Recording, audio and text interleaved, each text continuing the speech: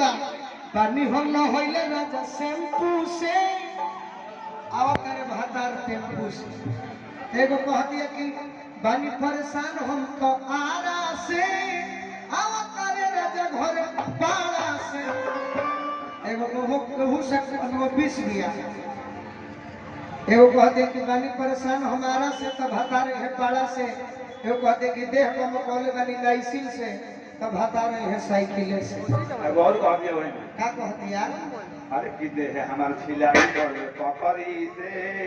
राजा हमारा होता है पकड़ी से लास्ट में सखी कह दिया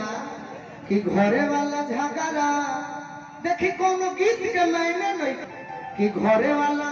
झगड़ा सलट गई बा अब हकरू के टेम्पू पलट गई बा मरल लगी भर्ती बड़े अतना निमन टिंकू भैया गीत रहे एकरा के भोजपुरी के गायक खराब कर दिले कितना निमन रहे कि एक परदेसी तेरा दिल ले गया जाते जाते मीठा मीठा गम दे गया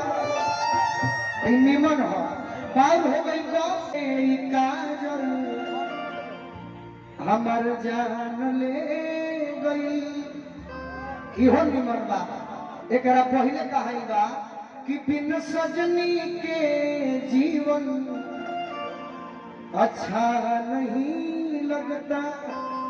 बाकी स्केल सी साफ कोई कबे राजा जी के कर वो सी साफ कर दिया एक लोग यही पर आ जाएगा राजा जी के कर में खरबो करना तो मैं कर